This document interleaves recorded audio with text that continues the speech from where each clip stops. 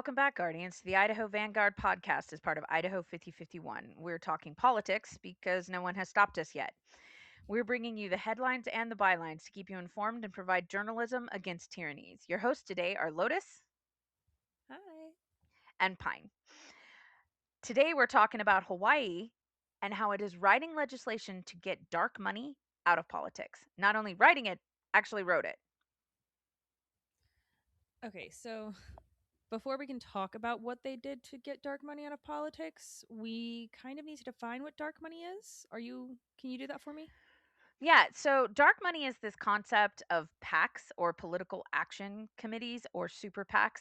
You can think like CPAC, which is the Conservative Political Action Committee, that is basically the money wing of the Republican Party. And they Okay. use massive amounts of money to create influence in our elections. It's how Elon Musk was able to sink over $200 million into Trump's 2024 campaign because there are rules, according to the FEC and the Constitution, about how much an individual is actually allowed to contribute to an individual political campaign.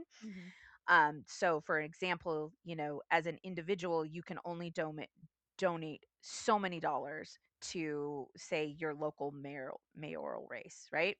Yeah. Well, these PACs have been able to get around that by creating themselves as a political action committee that then spends on behalf of the campaign, the individual campaign. So instead of it being, say, Trump's campaign, direct campaign, it's the political action. I believe it was like America First Action Committee or something like that was the one that Musk used, Yeah. that then spends all that money on that campaign's behalf. And you'll see that in little ads that they run or mailers that they send out in the very, very fine print is the paid for by element of it. And these super PACs have allowed just massive amounts of corporate spending into our politics at large, particularly on the congressional and presidential side of things. Yeah, I saw a statistic that something like $1.9 billion was spent by companies in the last election alone. Yeah.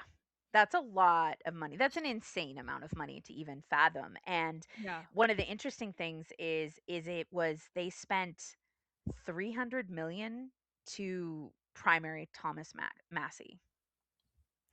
$300 million, and they're projecting $1 billion will be sunk into the campaign around Tallarico and Paxton in Texas because they're really kind of pivotal campaigns. And these guys, Tallarico's running a really strong campaign in which Paxton's actually the weaker opponent.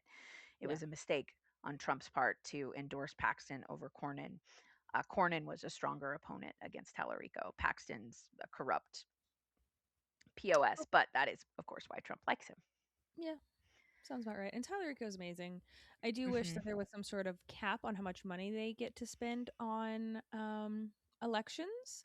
However, I There don't think used that's to be. anything that we get to change today No. or that we can put up to change today. Yeah, because that is based on Citizens United, which was a 2010 Supreme Court decision in which the Supreme Court basically said it was within corporations' First Amendment to create these PACs and spend money. And since then, Mhm. it is just the last 16 years have just been a race to the bottom of who can spend the most, right? Yeah, sounds about And right. yeah, right, which is just so on brand. For the United States. So these it was determined that the corporations had a First Amendment right to create these PACs.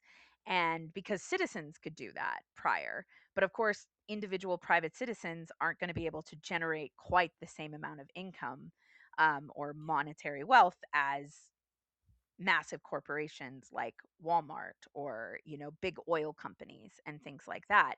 And so because it was their first amendment to spend this money this way, that opened the floodgates of corporate spending in American politics.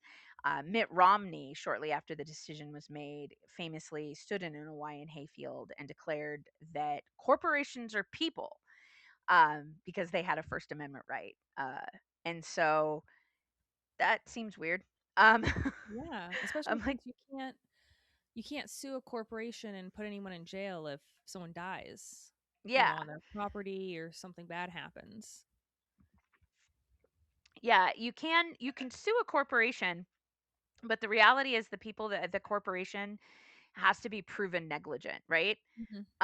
It has to be proven from like a corporate level, and usually there's a CEO or someone who will take the fall, and things like that. But you can't put a corporation into Yeah. prison, Yeah, right? you can't. You can put individual people within the corporation into Mhm. prison, but you can't really put a corporation into prison. And so it's kind of an interesting assessment, and I haven't this was before I was really actively involved in politics as directly as I am, so I don't really understand the long and the short of it, other than it was this decision that somehow preventing corporations to form these super PACs and create all these, this spending in politics was somehow infringing upon their First Amendment, to do. Not sure why a corporation has a First Amendment, but apparently it does, according to the 2010 Supreme Court. And so that 2010 Supreme Court ruling on Citizens United is what made all of this that feels very illegal legal. Yeah. Yeah, yeah, and it's become a problem. It's since then we've just seen more and more and more and more and more money being poured into Mhm. races across the country. And it's almost come down to a point where he who has the largest purse wins is Mm. kind of becoming sort of the default, for a lot of races, especially major like Senate races and presidential races, and that feels incredibly undemocratic to me. I think to anyone, and it's Yeah. something that's kind of universally like it's a very dark money is a very unpopular thing across the country, regardless of what side of the political spectrum you find yourself. People are not super comfortable with the idea of these mega corporations and these super PACs kind of dictating down to the rest of us, peons, what will be. So Yeah.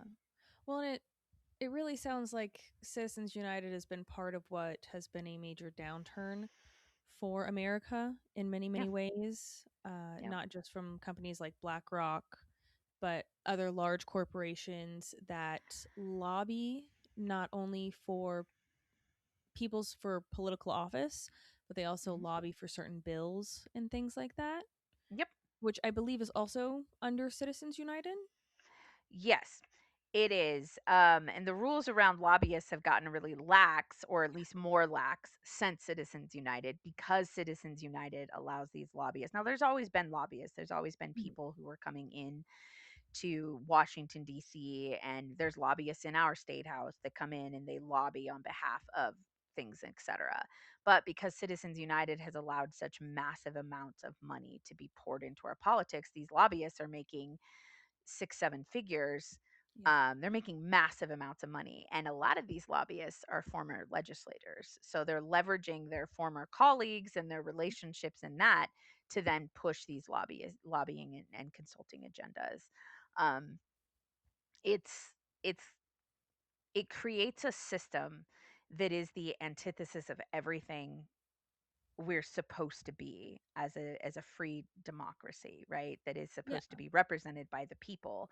Instead, we're kind of more or less being governed by corporate entities, and that has been none more apparent than in the last year with under Trump, Yeah. in which sitting behind him, when he was at the inaugural address, etc., wasn't his family, wasn't his friends. That front row was occupied by the likes of Bezos and Google and Zuckerberg and all of these people who donated massive amounts of money to exceed influence over our government so that they can continue to make a lot of profits. And it's relatively cheap. Musk aside, how much he spent, although for him, it definitely has worked out because now he's considered to be worth $1 trillion. And that's another episode. Well, and Um, you know Trump thinks those are all his friends. Like oh, yeah. he thinks they are. He thinks they are. Well, I mean, he's not smart enough to know what a real friend is because he has no idea how to be a real friend, right? Like everything for him is transactional. And that is blatantly apparent in what we've been seeing at the White House currently, the UFC fight and all of that stuff. Dana White kind of rehabilitated Trump's image after his you know uh bajillionth bankruptcy. Dana White rehabilitated him and then rehabilitated him again after his first term in which he stole a bunch of documents, incited an insurrection, committed treason against this country, then Dana White kind of whitewashed him and rehabilitated him in the UFC space. And that's part of why he was able to come back, right? That and Mhm. the fact that our Congress has no spine and none of the Republicans were willing to, stand on their duties as congressional delegates. Not none of them. Some of them were, and those that were have since paid a price. Yeah. Well, and it seems like there's only two routes out of Congress or Senate. It is either retirement at the age of like 95, Yeah. death. So I guess there's three, or becoming a lobbyist Yep. at some point. Yeah, That's that's They're kind of how essentially they all they operate. do. And Yeah. at this point, it's getting real old. It's getting real tired. And it really shows why a lot of them vote the way that they do up until like their last term or so when they've been offered a position somewhere. Yeah. And It's yeah, They don't even do it in the dark anymore. You know what I they mean? do not. It's right out in the open. They're blatant about it. It's on their Twitter pages a lot of the time. Yeah. Yeah, and I always feel like with politicians, particularly like Idaho's politicians, the proof is in their voting. Because Yes. they'll say it. They'll Yes. say it. They'll talk a really good game about public land and then turn around and vote Mm-hmm. to open the boundary waters to an out of country mining company to Yep. extract from it. Or to sell farmers' Um, land to rich yeah. cronies.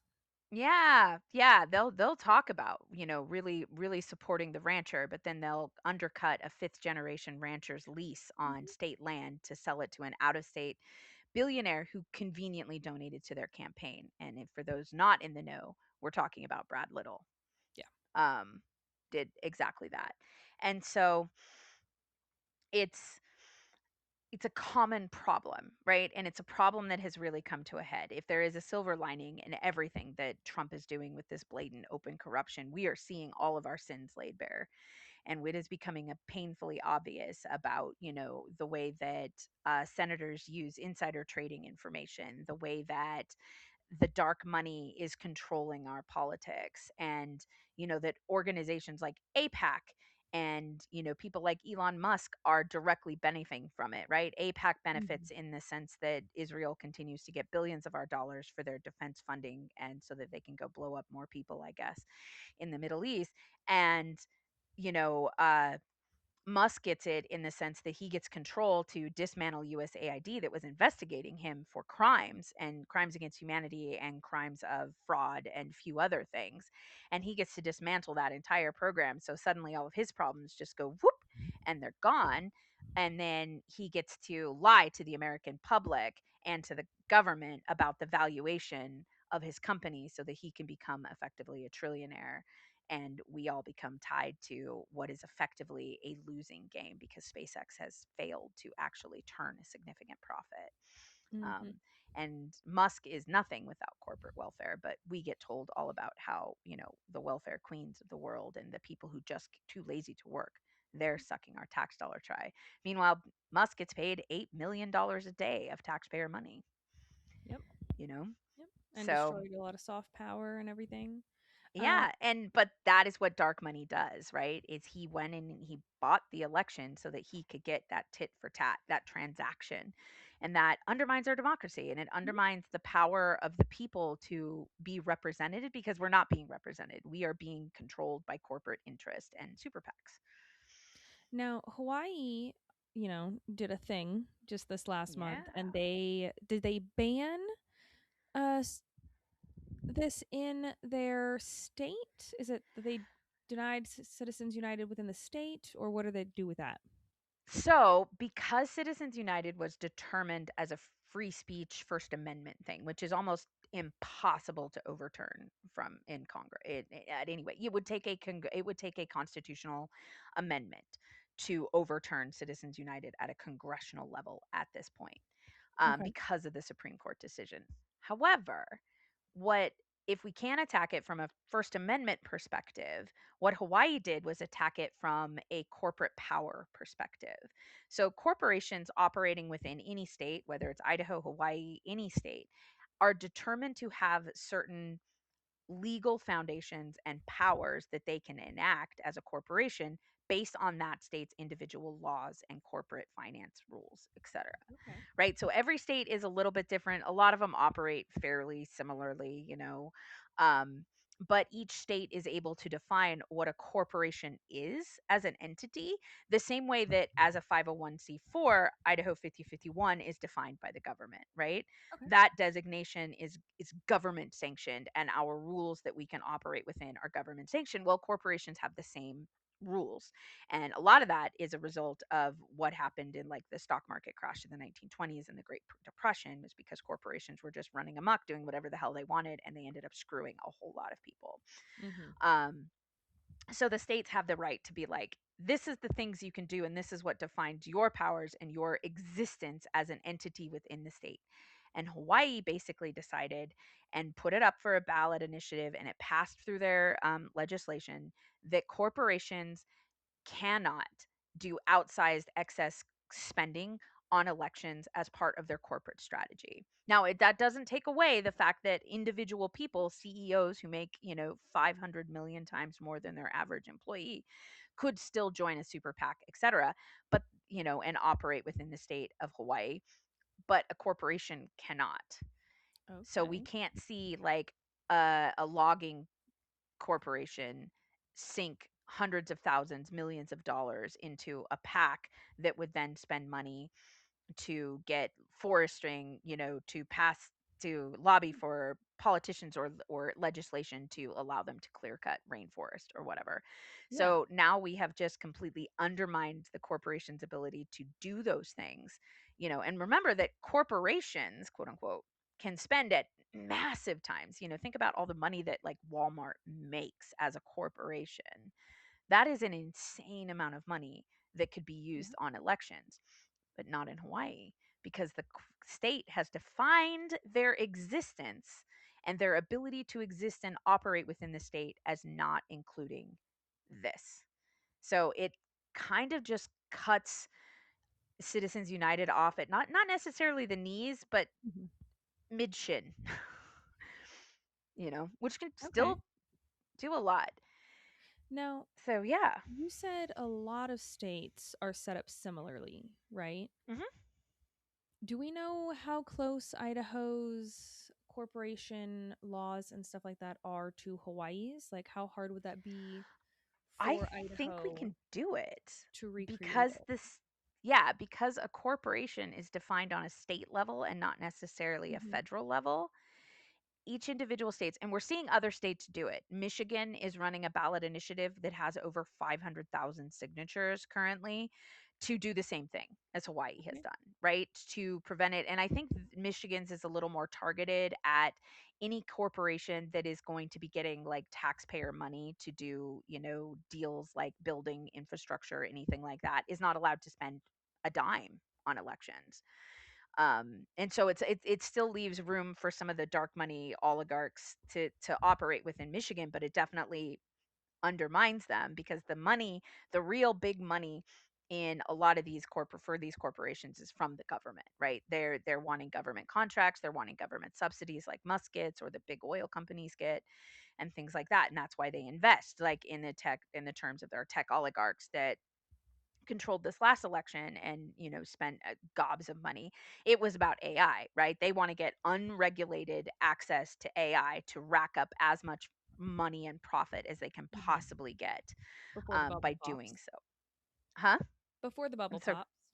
before the bubble pops, and that, like, my previous episode, the episode I did last week, talks about what that bubble actually is and how similar it is to, we're watching a shell game happening in front of us, Hmm. and it's in a pyramid scheme in which they're going to build a bunch of data centers, and that is where the profit is. There's actually no very little profit being made on AI itself, but the data centers hugely profitable. So it So sounds like we should be keeping an eye out potentially for data center petitions and Citizens United petitions from states. yes, so there are data center petitions circulating the state already, right? Pocatello pushed back and told a data center no. The data center, because of course none of these guys know what no means, has come back. They have no idea what consent is, and is coming back and trying to get that data center in Pocatello pushed through. It is a Mm. bipartisan issue. No one wants them here. They do nothing to benefit our communities as individuals. They provide minimal jobs for a very short period of time. And then once they are constructed, they provide almost no jobs. And most of the jobs that they do provide are remote. So those people aren't investing that money here, anyways. That's not benefiting our communities, and it's taking a massive amount of resources. So, what Hawaii did is now being replicated in Michigan. I want to say I think Ohio is trying to do one too, but I couldn't find any verification of that. However, Ohio has done citizens initiative ballots about dark money in the past, so I think they're continuing that fight. Montana is right on the verge of getting a very similar bill to Hawaii passed. And Montana they have a citizens initiative ballot that is going out and is doing phenomenally well. It is expected to be on the ballot in November, I believe, and they're going to be voting on it. And I strongly suspect it's going to pass. So that leads the way in which I think Idaho can do the same, right? We Yeah. can simply propose a constitutional amendment or a constitutional addendum to corporate rules and structure that says actually you're not allowed to have dark money spending on Idaho elections. So any of our elections, right? You Yeah. can't do that in Idaho. It's bad. That's very bad for Republicans in the state. Like very bad for the hateful 8 who are now down to the hateful 3. And it's incredibly even if they get reelected. Um it's bad for the Idaho Freedom Foundation and the candidates that they put forth. It's really bad for them because they are entirely funded by dark money, but it would be really cool to do. I actually think the value in proposing that legislation here in Idaho would be to see who would put their name on the dotted line to reject it. Like, Yeah. okay, just own the fact that you want this. Mm-hmm. And it would lay that bare so that it's a lot harder. Because for a lot of people, it's really hard to track where the money is coming from. Idaho Oh, has yeah. some pretty impressive sunshine laws, but you actually have to know what you're looking at and where to go get it. And then you have to take the time to do it, which is a whole nother thing. Yeah, and it's not something that everyone has the time, ability, or skill to do Yeah. for many, many reasons. Yep. Yeah. So hopefully, as we see petitions for those come around, we will be sharing those here on the Vanguard. Mhm. Oh, yes. Well, I mean, I'm learning about it right now. I'm learning about what it takes to write a citizens initiative process um, in hopes to, do what like Reclaim Idaho has done or what Idaho Women United for Families is doing with the End the Ban campaigns. Those are all citizen led ballot initiatives. Medicaid expansion was done through a ballot initiative expansion. And so I am learning about what that actually takes, what the process is, and how it would be executed. And if we can do all of that and get it onto the ballot, it would be a huge way to send a very clear message to our Hmm. politicians about like, this is actually a thing we think is unacceptable. You could do something similar with data centers. You could put a balloted initiative forward that demanded data centers present accurate data and information about what they're going to cost the community and the water and the power, which they don't do. They lie about it. And then Naturally. also like limiting their size and scope and location and how many of them they're allowed to have, et cetera, and what they're allowed to actually do. Like you can be here, but you have to be this big. You can only use this much water and this much power. And if you exceed that, sucks to be you, will cut you off. You could do a ballot initiative that kind of set that up as part of, Yeah. protecting our environment and stuff from these guys. Well, and protecting future water rights because they seem to Yes, be which going is, directly into places that are very drought prone, mhm, as well as places that don't seem to have very large communities. So they're targeting smaller communities, usually rural, mhm. and just knowing that no one's going to do anything about it. Aaron Yeah, Brockovich well, has a fabulous website about this that shares it, and I am good. all here for it. Yeah, let's put that in this I believe show it's notes. Aaron Brockovich Data Centers dot Yeah. something. But yeah, we'll I've find I've put it in come there. across it before, but what they're doing is they're putting them on the banks of rivers, right? So Hmm. the one in Idaho Falls is on the Idaho on the Snake River, or The the one one I'm in talking about in Pocatello is on the Ketchikan, Snake.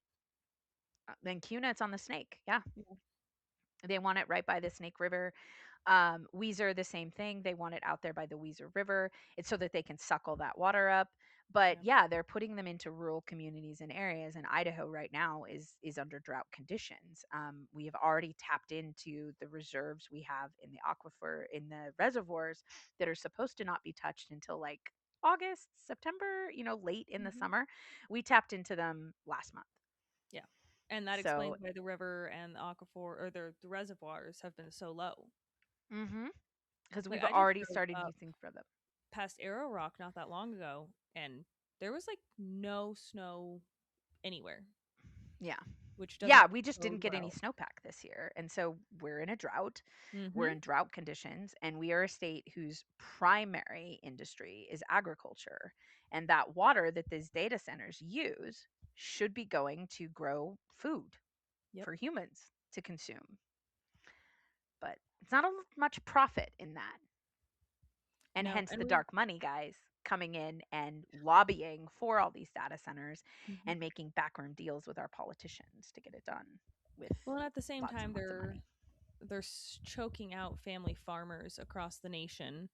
And Yeah, I'm sure part of the land that these AI data centers are buying up all over the nation are from those exact kind of places. Because they where else are you going to are. find dozens or hundreds of acres of just empty field land that nothing's been built on? Yeah, a lot of it will be farmland or Mm. ranching land or public land Yeah. that is now, or state land. State land in particular is vulnerable, especially in Idaho. So Yeah. that's I'm why we just have to worried that get that's dark where money it's out all of coming politics from. Yeah. because these guys spend tons of money as corporations in Billions, our elections, billions literal across the country, billions. and millions in these rural counties to basically own these politicians and be like, Hmm. hey, I put you into office, so you owe me. Yep. And it's hard to track where this money is coming from. There's considerable worries over Citizens United having opening the doors for foreign money influence. Look at APAC, you know. Um, which is technically expressly illegal against to have foreign entities investing in. It's one of the things that Trump was actually investigated for after his first campaign. His first presidential campaign, he was basically bankrupt Yep. and then suddenly got a $10 million bonus. And there was some dealings and stuff happening in Egypt in which $10 million of Egyptian money, government money, just kind of disappeared from Egypt. And there's strong implications. I'm sure Jack Smith knows a lot more than I do about it, that that money was actually sunk into Trump's campaign, which is absolutely illegal. That foreign entities, particularly foreign governments, are allowed to sink money into our elections, especially presidential elections. APAC is a way around that, right? So these Hmm. PACs are kind of a way around that. Yeah. It's not legal, but it's not surprising either. Yeah. Yeah, it's Mm. it's like many things with the current regime. We are seeing how corporations and people with a lot of money have almost carte blanche to do what they want. And that it is incredibly difficult, especially with our current Supreme Court, to get that undone. And in order to end Citizens United, we would absolutely have to impose a congressional amendment, a constitutional amendment, excuse me, on a federal level, which is insanely hard to do. I'm not saying we shouldn't. I think we absolutely should. Um, which is why we need to elect politicians who are talking about that kind of stuff and wanting to do that kind of stuff. Yeah, absolutely. We need to get rid of it. We need to do these ballot initiatives. I'm going to keep an eye out for them. What Yes. else should people be keeping an eye out for coming up? So we, as Idaho 5051, have a protest coming up on June 27th. Yes, And it we will be the do. All of Us protest. We will be highlighting struggles from the civil rights era because we seem to find ourselves with a Supreme Court that thinks Jim Crow laws were cool. And so we're going to be talking about that and voting rights and how we can use this opportunity in America with this crisis of our democracy to rebuild stronger and better and more equitable going forward. Sounds like it's going to be a Yeah, great time. And it's yeah. June 27th down at the Capitol Yep. at, At, we music starts at 11:30, speeches at noon. there we go. Beautiful. Yep. Yeah, that's the official thing. We do have something kind of in the works for July 4th. We want to do a founding fathers kind of discussion where we're hanging out at a pub, if we can find one that's open and aligned, and talk about the dream of the future, like our founding fathers used to meet in pubs to talk about what they could do if they were free of English rule. Yeah. And we want to recreate that in in this wave of, where we feel like a lot of our moneyed interest in some of these politicians are trying to drag us backward, how we can turn around and push forward with our country. Yeah. Fabulous. And we will release the date or the time and the location for that when we get closer to the date. Yep, as soon as we're trying, our location is to be determined, but it will be on the July 4th. And we're unsure if it's going to be 21 and up or if we're going to find a bar slash restaurant, correct? Yeah. Yeah, we have a few locations that we're scouting. Most of it is actually just finding a place that's going to be open on July 4th. Yeah. Yeah. Absolutely. Yeah. Okay. Well, I think Fabulous. that's all we've got for today. Lotus, do you want to Thanks take so us much out? for having me here. Yeah. All right. That's all we've got for Okay. you today, Guardians. Thank you for joining us. If you want to get more involved in protecting our democracy, you can find more information at idaho50501.com. Please subscribe to us on Substack and YouTube and wherever you get your podcasts. If you've got it in your mind to support journalism against tyranny, consider becoming a paid supporter because none of this is free, and I want to be able to still do my day job so I can continue to keep you informed. Remember to build your communities and keep the lives and families destroyed by ICE in your thoughts as we battle the scourge of creeping fascism side by side. Stay informed, Guardians. We will see you out there. Bye.